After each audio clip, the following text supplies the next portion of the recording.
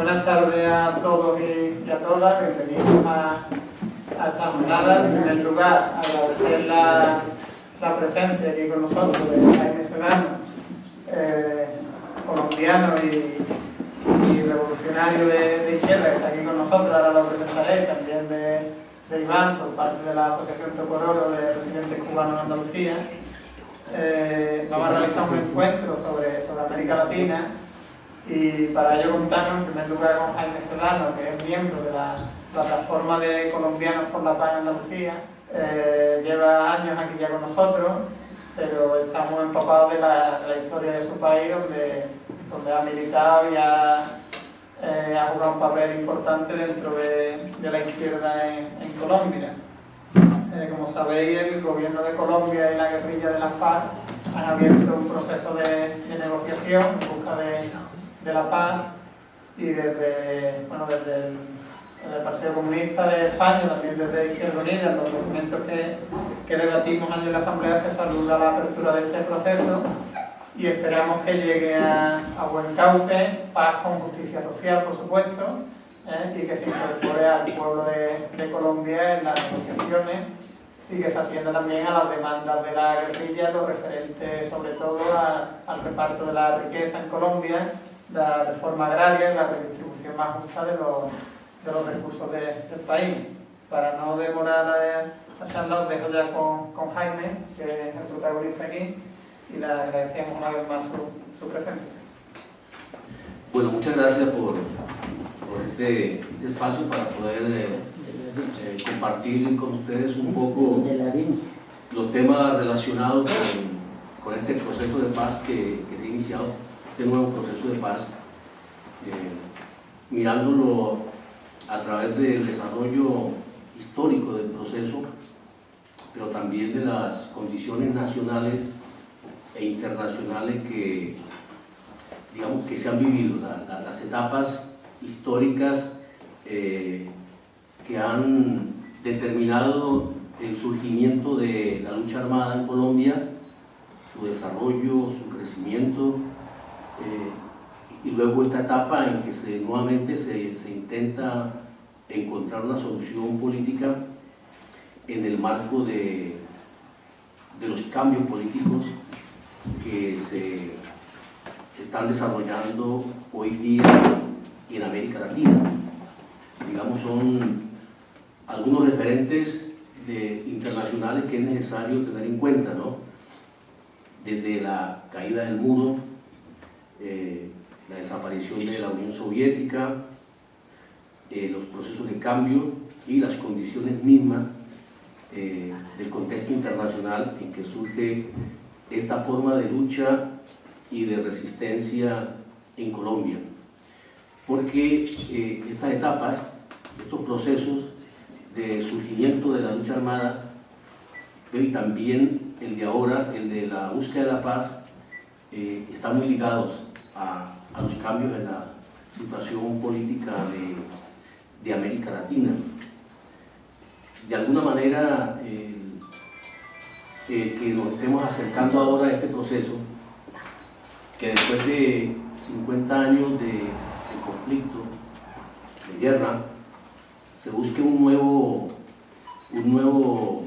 horizonte de paz, una nueva posibilidad de un entendimiento político,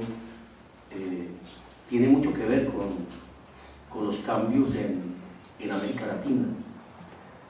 Digamos, de alguna manera son determinantes en la medida en que, así como en los años 60,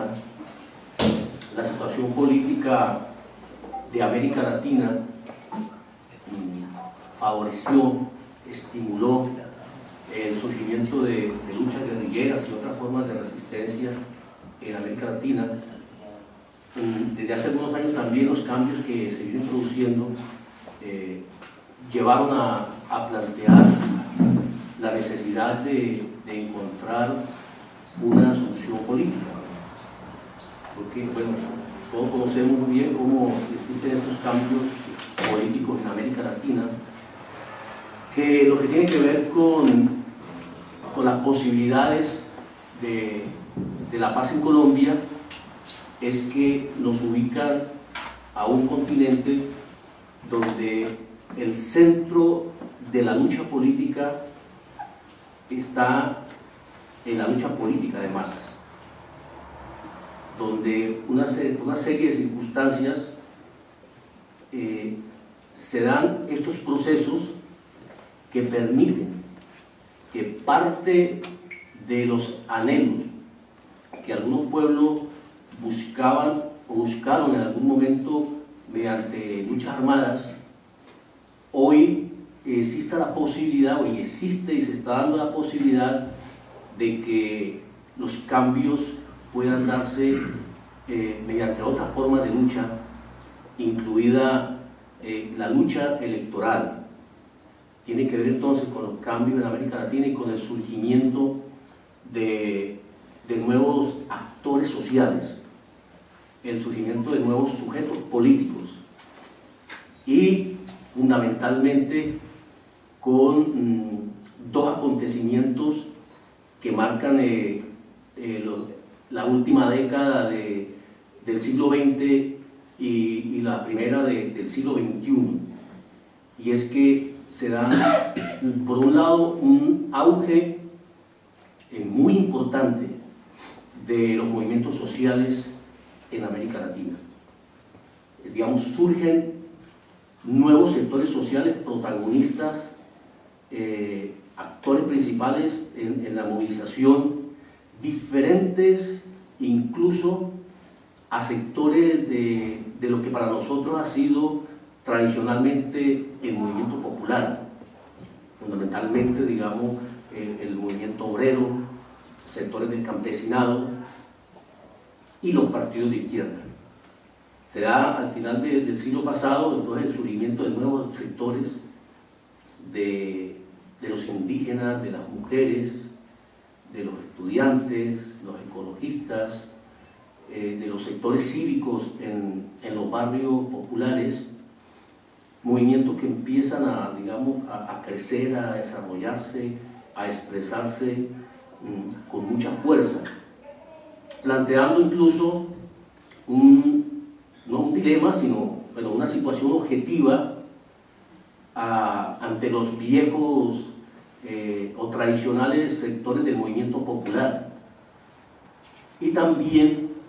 planteándole nuevos interrogantes a los partidos de izquierda más tradicionales que existían en América Latina desde hacía ya bastantes décadas, porque el movimiento social surge con sus formas organizativas de accionar político, de movilización, un poco diferentes a las formas quizás tradicionales de organización y de movilización de sectores populares que desde hace muchos años vienen actuando.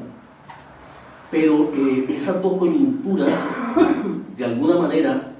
no en forma total, pero de alguna manera logran confluir, y esa confluencia es la que ayuda al surgimiento de gobierno de izquierda en América Latina.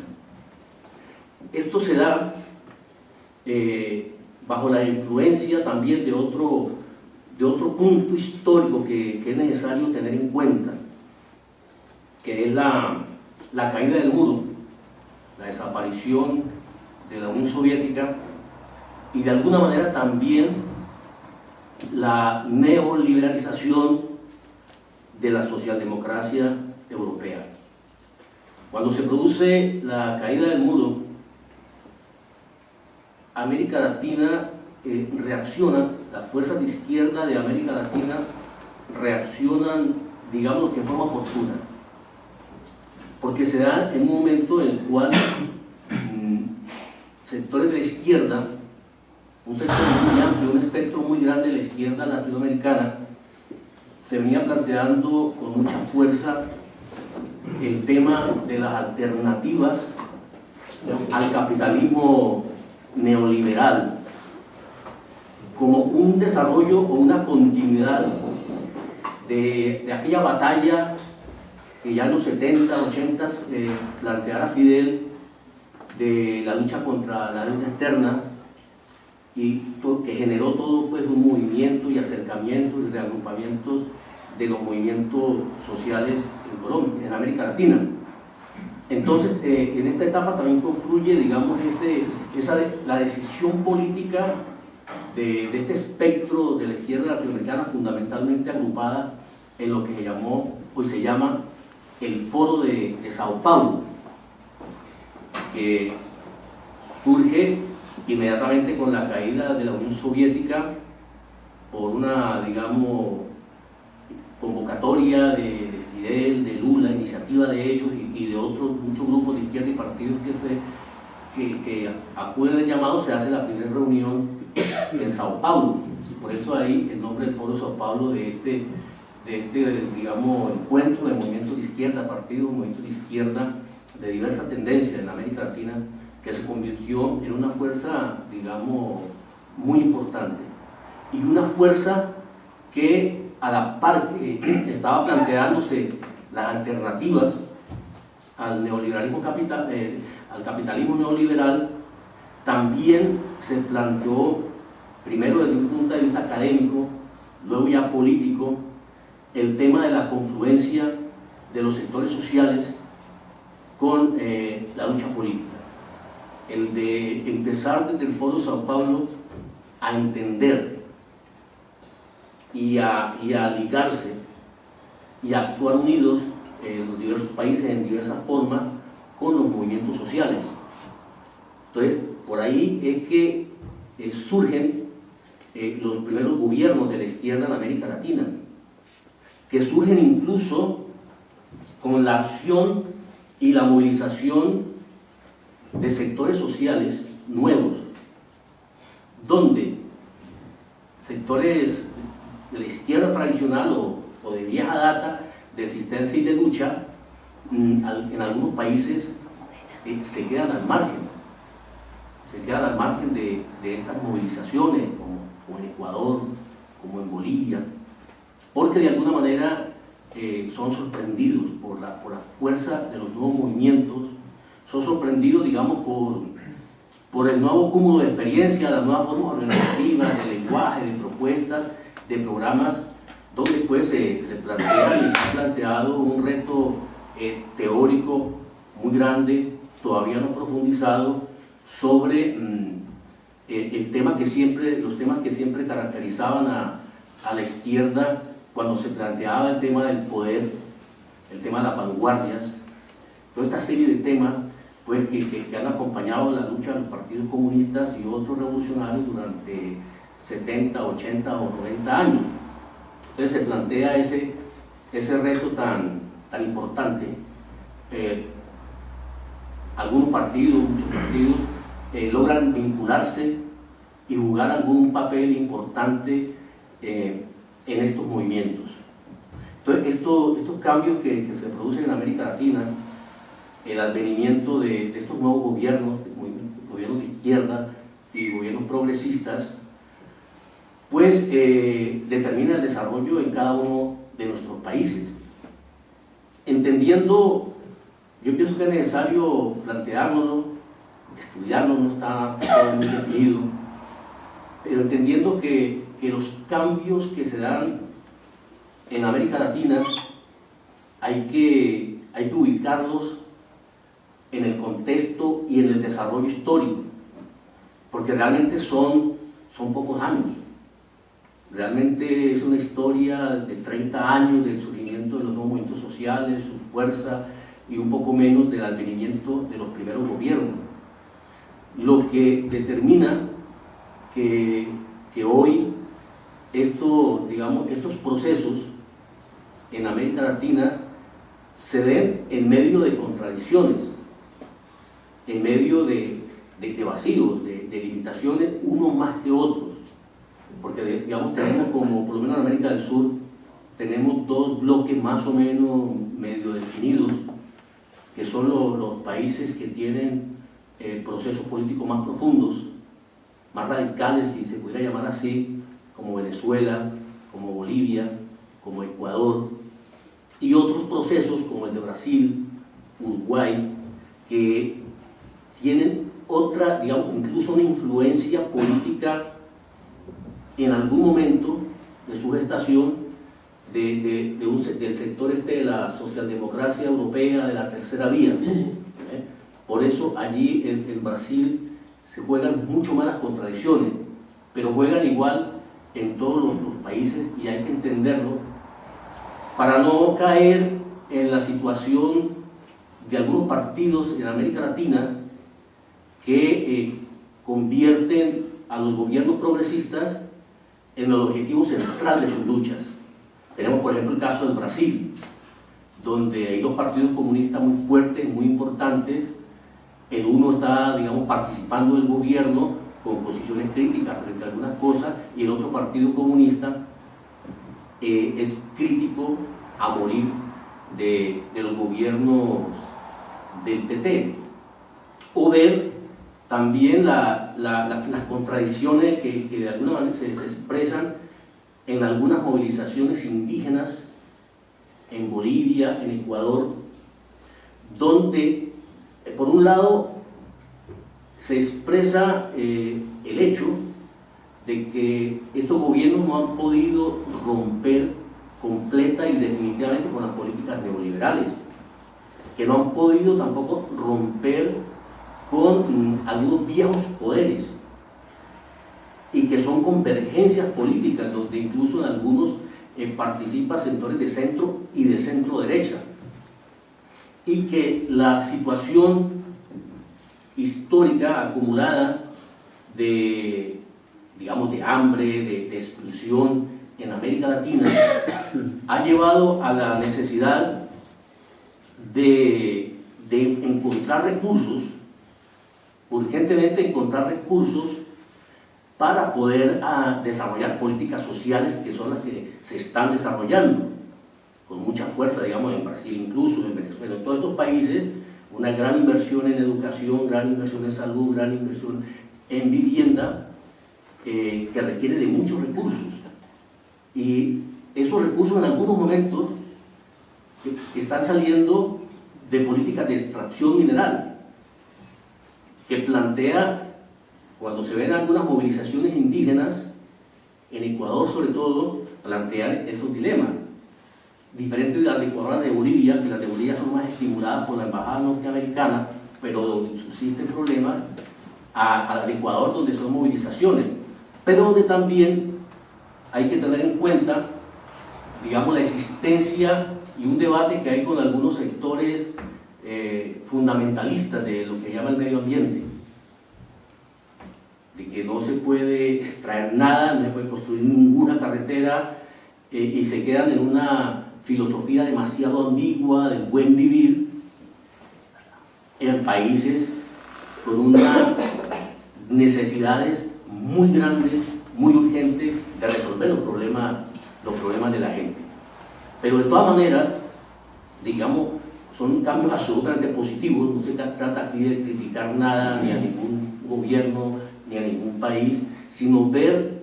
digamos, estos problemas y ver la situación de estos procesos en el marco de las contradicciones que se dan y que se expresan, por ejemplo, en Venezuela, que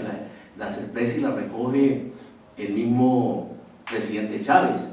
donde plantea que uno de los frentes de batalla más importantes hoy en día en Venezuela es el combate con la propia burocracia revolucionaria, o de sectores del PSUV, imbuidos de una burocracia muy fuerte, de sectores que están manejando elementos muy importantes del desarrollo, como la política eléctrica, la política minera,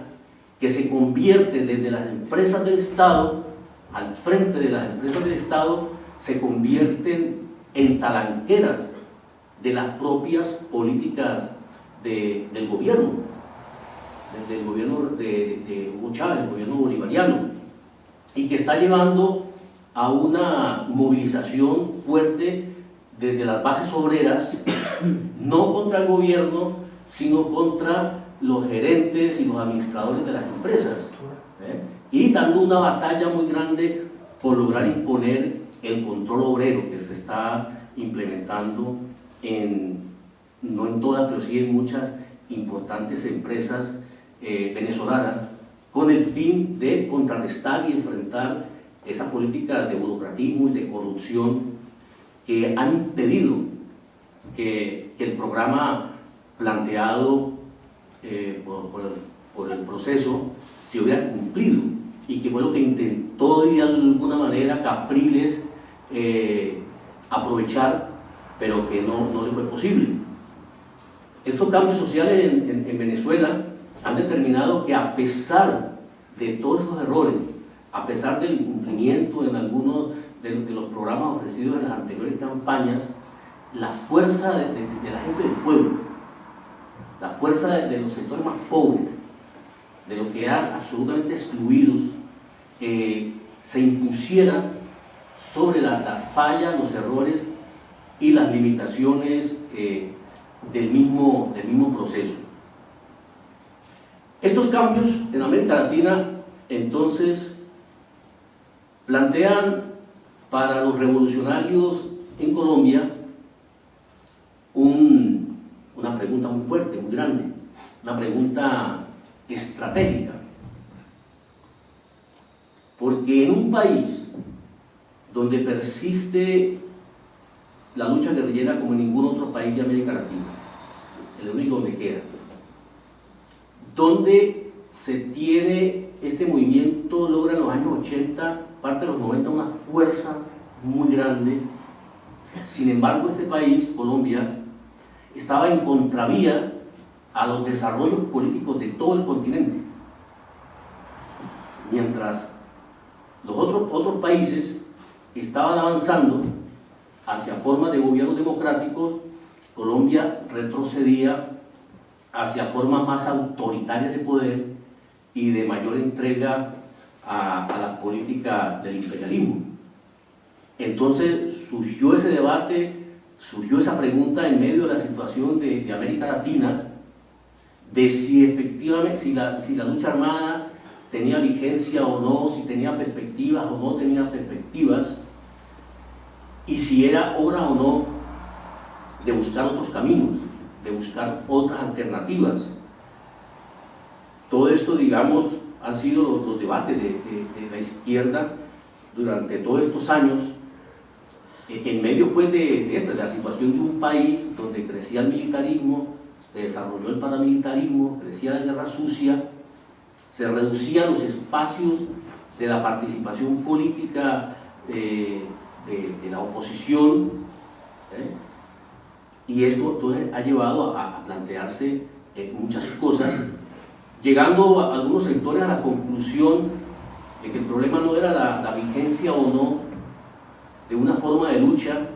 sino también la efectividad y cuál era el mejor camino, cuál podría ser el mejor camino para encontrar los caminos para conquistar espacios, sin renunciar y sin renegar de nada de lo que se hubiera hecho en el pasado, sino buscando salidas con dignidad. Entonces en Oslo se empieza este proceso, un nuevo proceso que busca encontrar solución a un conflicto que tiene ya medio siglo, y un conflicto que surgió en unas condiciones propias e internacionales también muy especiales. Un conflicto que digamos, o una forma de lucha mejor, una forma de lucha que nace en medio de un clima de violencia y de persecución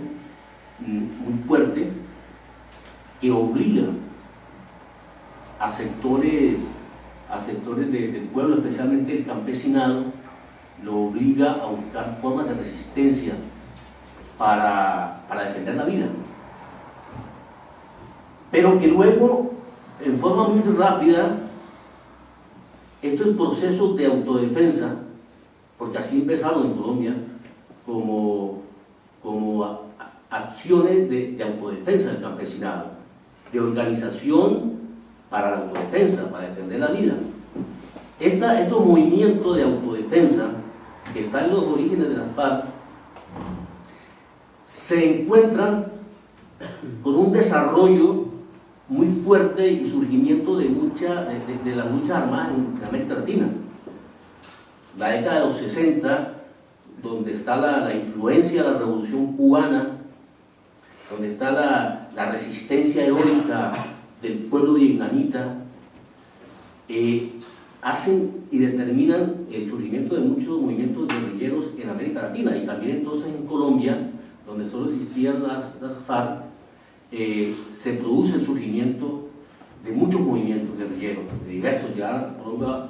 llegó a haber como por lo menos 10 movimientos guerrilleros diferentes, que determinan una etapa diferente. Ya no se trata de los campesinos que en los años 50 y al comienzo de los 60 tienen que organizarse,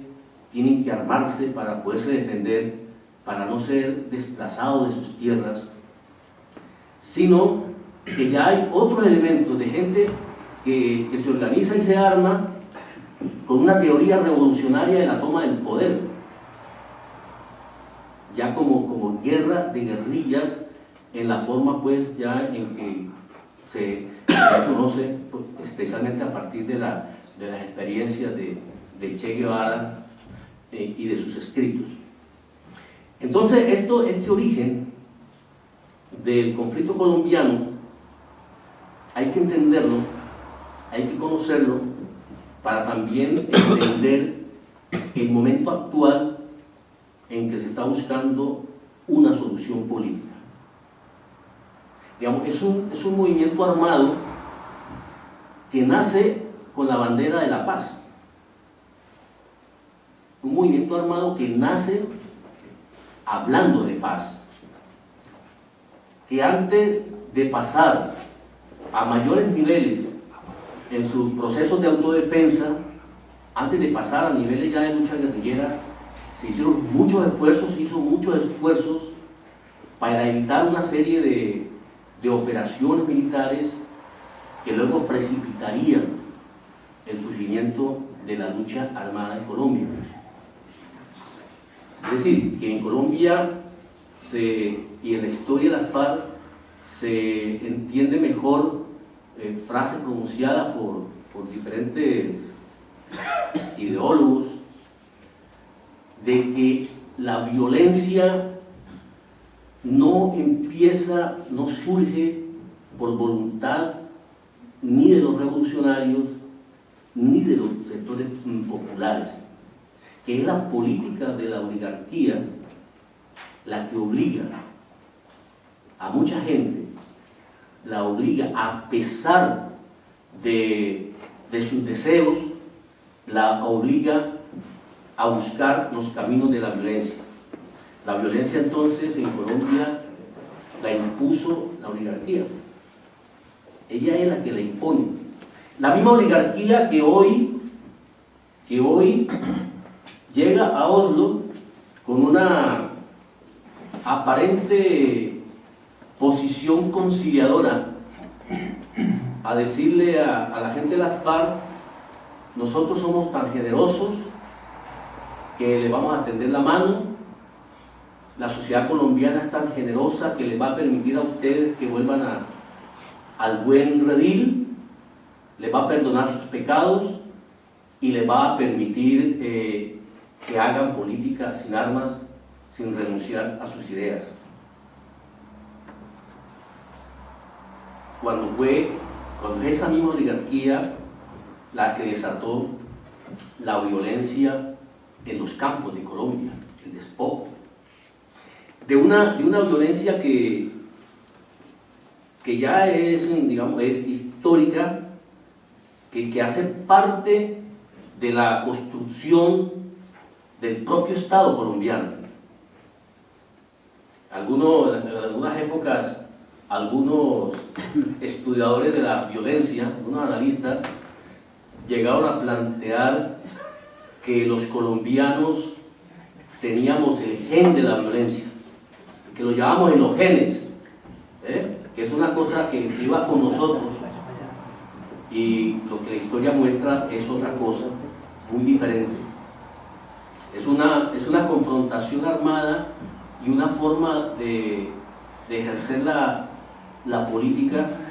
una forma de desarrollar las contradicciones y de abrir espacio a las ideas que nace prácticamente en el mismo momento de la independencia del país, después de 1810,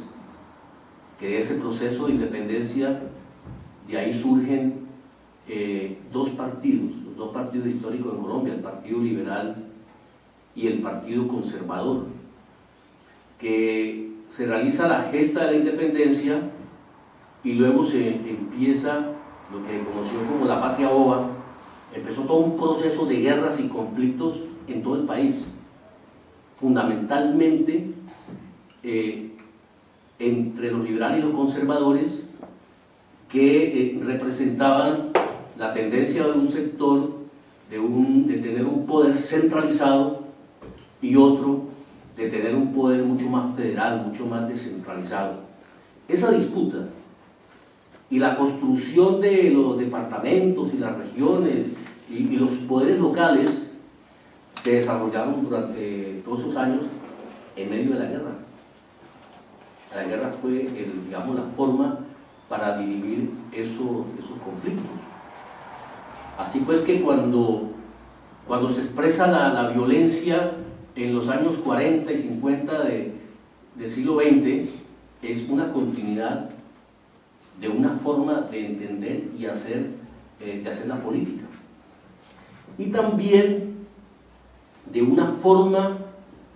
del desarrollo económico del país. Digamos, la historia de la guerra en Colombia está ligada a la historia de nuestro desarrollo industrial y de nuestras grandes exportaciones. En los años 40, cuando se da esa política de exterminio contra el campesinado, pues era toda una estrategia de expulsar a los campesinos de la zona de los valles y los piedemontes llaneros, cuando empieza el proceso de industrialización del algodón, de la cafetería, del maíz. Y luego cuando se produce la expansión en la producción del café y aumentan las exportaciones del café, y el café adquiere un precio internacional muy importante después de la Segunda Guerra Mundial, pues la guerra se traslada a los sitios donde está el café, para desplazar a los campesinos, sacarlos de ahí, y los terratenientes quedarse con esas tierras donde está la producción de café, porque es ahora un gran negocio. Y Colombia se convierte en el segundo país exportador de café más importante del mundo, después del Brasil. Primer lugar en calidad, en el sabor del café colombiano. Pero el conflicto nuestro ha estado ligado por eso, por el tema de la tierra. Por eso es que ahora en Oslo, la agenda que han construido se plantea como el primer elemento de debate, es el tema de la tierra, el tema de la tenencia de la tierra. Entonces, nuestra vida ha estado caracterizada todos estos años por la existencia de ese conflicto en Colombia, ¿no? Un conflicto que ha determinado muchas cosas, que ha marcado nuestra vida, digámoslo así, a varias generaciones de colombianos que nos iniciamos en la actividad estudiantil y en la actividad política o sindical en medio del estado de sitio, digamos, sin conocer nunca lo que es una democracia plena, real, pero con un desconocimiento muy grande del mundo, en el mundo. En el mundo, cuando siempre que se hablaba de Colombia, se le llamaba en algunos sectores como la Suiza latinoamericana, como una de las democracias más fuertes y más sólidas del continente, sobre todo en los años 60, 70, cuando estaban las dictaduras del Cono Sur y cuando estaban las dictaduras de Somoza y todos estos regímenes violentos en América Central. Frente a esas dictaduras, frente a esos gobiernos totalitarios, se ponía el ejemplo de Colombia pues como la fuerza de la democracia en América Latina, pero era una democracia ensangrentada. Como dijo alguna vez en las Naciones Unidas un compañero del partido, Manuel Cepeda, que fue asesinado cuando era senador, hace 25 años dijo las Naciones Unidas que Colombia era un Vietnam silencioso, porque era un país donde durante todos estos años, durante todo este medio siglo, ha habido una política de represión muy fuerte, de represión, de asesinatos, de desapariciones, de torturas, y un país donde era imposible el surgimiento de alternativas políticas, incluso alternativas que surgían al interior de los propios partidos tradicionales. Estas alternativas eran o bloqueadas por la fuerza, por la violencia, o cooptados sus dirigentes mediante las dávidas, mediante el clientelismo. No surgían expresiones de alternativas en Colombia. Digamos, solamente el Partido Comunista se ha mantenido en difíciles condiciones durante todos estos años, haciendo diferentes esfuerzos en diferentes etapas por construir procesos de unidad. Por eso es que durante muchos años, los años 60 y 70 y buena parte de los 80, de todo el espectro de la izquierda en Colombia, prácticamente nosotros éramos los únicos que participábamos en procesos electorales, porque otros sectores de izquierda no lo veían como una posibilidad, veían que el espacio era demasiado limitado y los riesgos eran muy grandes. Entonces, resumiendo para no alargarme, el conflicto armado en Colombia tiene una historia, pero surge, nace y se desarrolla por las propias condiciones que impuso la misma oligarquía. Al cerrar los espacios políticos y al cerrarlos con la fuerza, con la violencia, pues obligó a mucha gente a buscar la posibilidad de expresarse políticamente mediante las armas. Entonces, digamos, es la oligarquía y es la política de los Estados Unidos y la asesoría militar de los Estados Unidos las que determinan el surgimiento, el desarrollo y el fortalecimiento de la lucha armada en Colombia. De una lucha que creció, se desarrolló, se degradó, que tuvo la mayor expresión de degradación de la lucha del surgimiento del paramilitarismo en los años 80, que surge, digamos, el narcoparamilitarismo, que realmente son los grupos de narcotraficantes o grupos armados que se ponen al servicio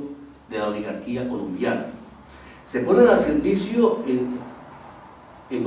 tres direcciones. Una, desde el punto de vista económico.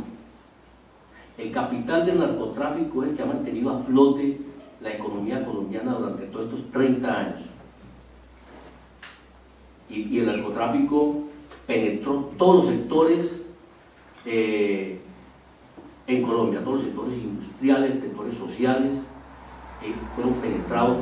por el capital del narcotráfico. Lo penetró tanto que es muy conocido en los años 70 y 80 lo que se conoce como la ventanilla siniestra del Banco de la República, donde cada año había una reforma tributaria. Y entonces yo en el año 80 había declarado que tenía como capital 100.000 pesos. Al 81 iba y decía, hola, mi capital son 100.000 millones de pesos. Y yo no tenía que explicar de dónde había salido ese capital. Simplemente iba al Banco de la República, declaraba ese dinero, pagaba los impuestos y ese dinero ya quedaba legalizado. Entonces, ese capital de esa manera, blanqueado institucionalmente, mantuvo a flote la economía del país. Pero también la oligarquía utilizó a los sectores armados del narcotráfico para desarrollar la guerra sucia, contra la oposición y el movimiento sindical, para desarrollar lo que llaman la muerte por mano ajena. Porque en los años 70, hasta el final de los años 70, la represión y los crímenes y las torturas y las desapariciones eran ejecutadas abiertamente por la policía, por los agentes de los servicios de inteligencia, por el ejército. Ellos lo que hacían eso. A la gente se le torturaba en los batallones militares, en las estaciones de policía, y eran policías y soldados los que mataban gente en las noches o en el campo cuando llegaban. En los 80 se empieza a ejecutar muerte por mano ajena, y entonces son los sicarios del paramilitarismo, apoyados por las estructuras del ejército y la policía, los que empiezan a desarrollar la guerra sucia. Y empieza el gobierno colombiano a mostrarse como una víctima. El gobierno, que era victimario, se muestra ante la comunidad internacional como una víctima, de decir, es que en Colombia hay una guerra entre paramilitares y guerrilleros, y nosotros en el gobierno no tenemos los recursos suficientes para poder enfrentar esa situación. Y entonces cuando surge el Plan Colombia, de la inversión de dinero norteamericano para la guerra contra el narcotráfico, pero a su vez incluyendo la lucha contra insurgentes. Y desde esa época ha mantenido el gobierno esa supuesta no neutralidad, sino posición intermedia entre dos sectores que se estaban matando entre sí, y con eso pretendieron explicar tantos crímenes, tantos asesinatos. Entonces, cuando se llega a Oslo, se plantean varias cosas. Una, bueno, ¿cuál es la posibilidad de la paz? ¿Cuáles son las reales posibilidades de que Colombia encuentre hoy el camino de un acuerdo que establezca las condiciones de una paz firme y duradera? Si la historia que tenemos de estos 50 años es la historia de los acuerdos traicionados.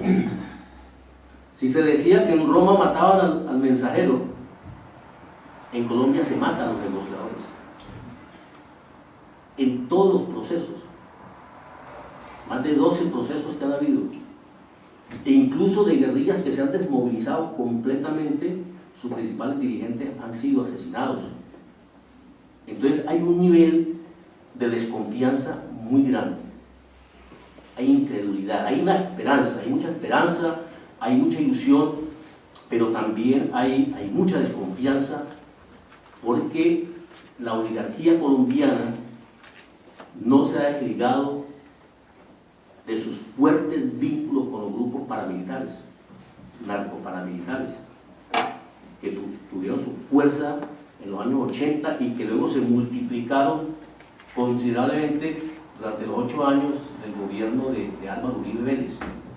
donde el paramilitarismo y el narcoparamilitarismo prácticamente se tomaron buena parte de la institucionalidad,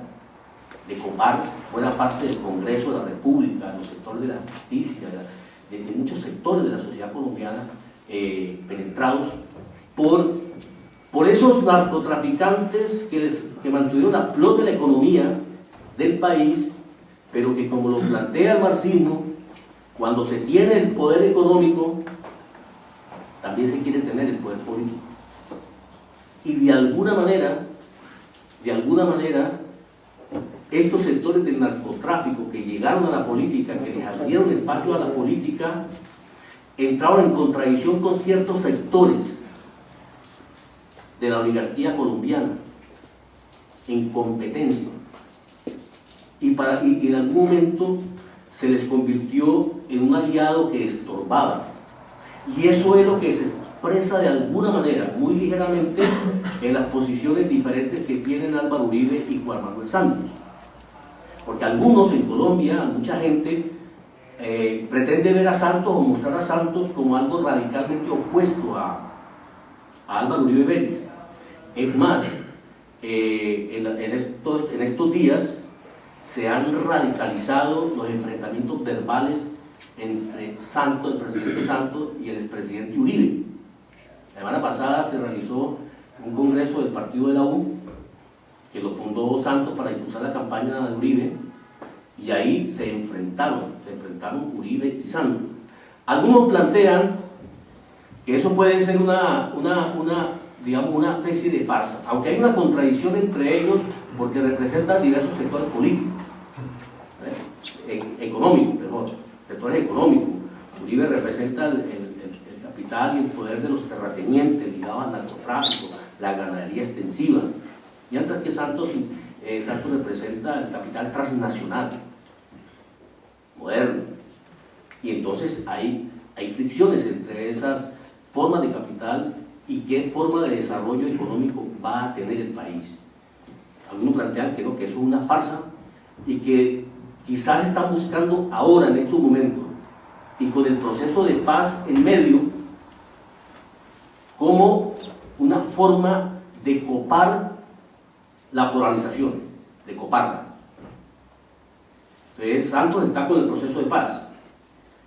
y Uribe es el enemigo número uno del proceso de paz.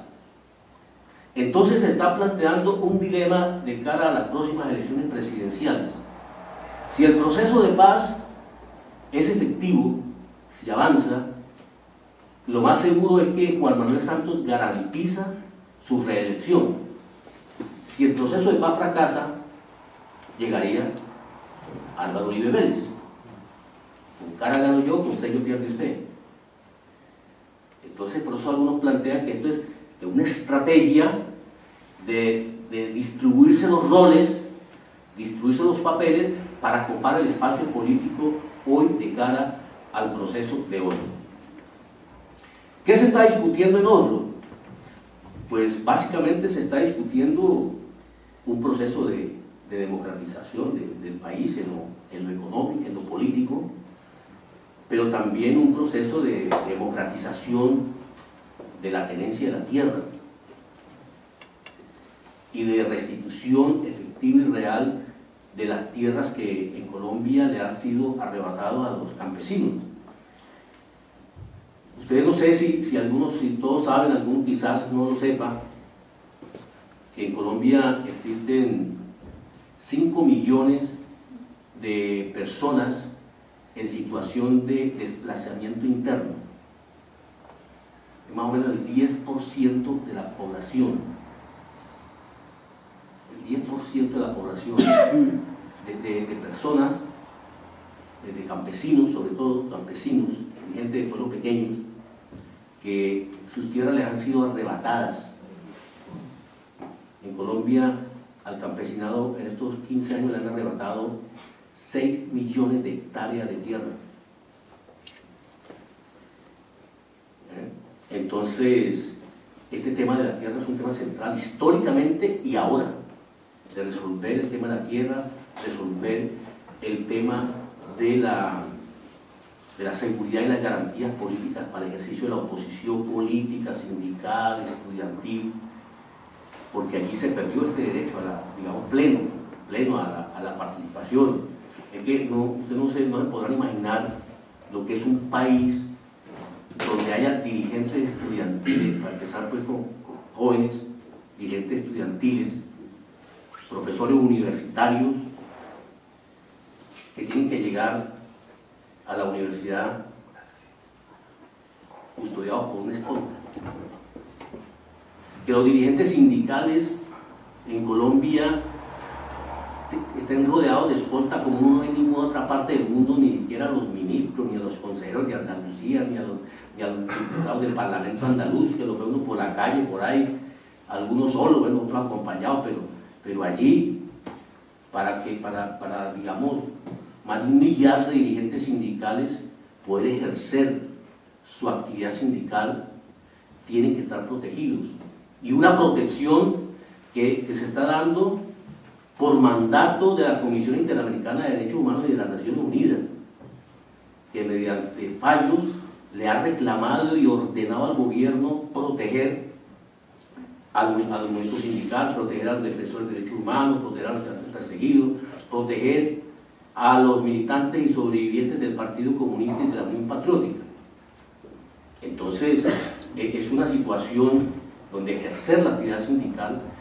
y la actividad de oposición y de defensoría de los derechos humanos, pues es muy difícil y requiere estar con mecanismos de protección. Nosotros queremos un país donde se pueda ser sindicalista, defensor de derechos humanos, sin tener que andar en un carro blindado y con 2 o 3 escoltas. En un país donde se pueda ejercer, digamos, la política en forma libre y se pueda dirimir los aspectos políticos con propuestas, con programas, con ideologías, con movilizaciones, con huelgas, con lo que sea necesario, pero donde no esté presente el uso de la violencia. Esto es lo que se va a discutir en Oslo, pero no solamente en Oslo. El gobierno quiere hacer un proceso de paz express, rapidito. Por eso, en Oslo es la primera reunión de forma protocolaria. Y de allí, de Oslo, se han trasladado a La Habana. Allí los compañeros cubanos del gobierno de Cuba, en forma muy solidaria, ha ofrecido pues su territorio, además porque sería quizá el único país donde los guerrilleros van a sentirse tranquilos de poder participar en un proceso de negociaciones. Entonces estas negociaciones entre el gobierno y la guerrilla se trasladan a La Habana. Y en Oslo hubo hace 15 días más o menos, hubo una instalación protocolaria en medio de centenares de periodistas de todo el mundo. Y hubo 2 discursos diferentes. El discurso del vocero del gobierno colombiano, del jefe de la delegación colombiana, un discurso rosadito, melindroso, salamero, de que muy bien, todos somos colombianos, todos somos hermanos, caemos en el mismo país, nosotros les tendemos la mano, vengan ustedes, desarrollen su política. Y el discurso del jefe de la delegación de la FARC fue radical, para muchos incluso hablan de violento, porque señaló los grandes males que tiene el país: la guerra sucia, la doctrina militar, el papel que juegan las inversiones extranjeras, el papel que tiene la oligarquía con el desarrollo y acción del paramilitarismo, es decir, señaló los problemas que tiene el país. ¿Qué reflejan estos 2 discursos? Pues reflejan 2 concepciones sobre la negociación. Una, la del gobierno, que quiere hacer una negociación en la cual no cambie nada, en la cual el país siga más o menos igual, más o menos lo mismo, y otra, la del movimiento surgente, que está planteando una serie de cambios importantes en el país. Ahora, en toda negociación empieza el tirilla floja, y es una negociación que además, porque el gobierno no la ha querido, es una negociación que se va a realizar en medio de la guerra. En Colombia mucha gente, hasta la iglesia, entonces todo el mundo está reclamando que la negociación se realice y que se pacte ya una tregua, que las negociaciones no se den bajo el fuego, en medio del fuego. El gobierno no lo quiere, porque claro, el gobierno quiere arrinconar militar y políticamente a la guerrilla, para que con una guerrilla arrinconada, digamos, obligaría a una negociación sin ningún cambio. Por eso hay otro escenario que no va a estar ahí en La Habana físicamente, pero que ya se está moviendo y de hace rato, es el del papel de las organizaciones sociales en Colombia. De la gente que está reclamando hace muchos años tierra, libertades, educación, salud, caminos, etcétera, etcétera. Y que están actuando. Y que tendrán que actuar para que de alguna manera esos reclamos lleguen también a la mesa de negociaciones. Porque el problema de la paz en Colombia no es solamente un problema entre la FARC y el gobierno, es un problema de todos nosotros. Y es un problema en el cual todo el pueblo colombiano puede y debe tener aportes, planteamientos, de decir qué es lo que se quiere. Entonces, Este es el escenario que tenemos, compañeros, de este proceso de negociaciones en Colombia, más o menos así a rasgos muy generales, cómo empezó la cosa, cómo se ha desarrollado y el marco, digamos, internacional en que se da esta negociación, en que surgió los gobiernos de América Latina y en que surgió la misma lucha guerrillera en Colombia. Nosotros lo que aspiramos es despertar el interés. Aquí no vamos a poder contar toda la historia tan larga, tan profunda, pero por lo menos despertar el interés sobre lo que está pasando en Colombia, saber que lo que pasa en Colombia es determinante para lo que pasa en América Latina y a su vez lo que pasa en América Latina determina muchas cosas. En Colombia, en los Estados Unidos, se ha jugado toda una geoestrategia para desde Colombia socavar los procesos de transformación de América Latina.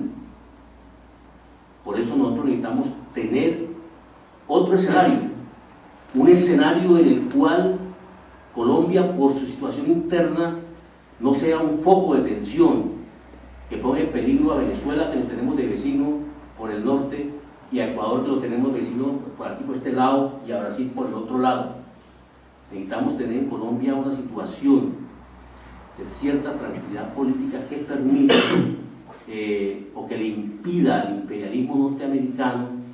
utilizarlo como un elemento de desestabilización en la región. Entonces, por eso es importante conocer este proceso, hacerle seguimiento y también acompañar el movimiento de solidaridad y las acciones que en muchas partes del mundo se están hoy en día haciendo. Hoy estamos aquí en Écija, hay compañeros que están en París, otros en Oslo, otros en Budapest, haciendo actividades, explicando, realizando acciones callejeras, buscando planteamientos para que la comunidad internacional también participe de este proceso, para que, digamos, podamos presionar para que sea un proceso exitoso. Vamos a presionar desde el mundo entero para que las partes no se paren de la mesa hasta que no lleguen a un acuerdo. Presionar para que haya un cese al fuego y para que se detengan las violaciones a los derechos humanos que todos los días están ocurriendo en nuestro país. Bueno, muchas gracias por la atención.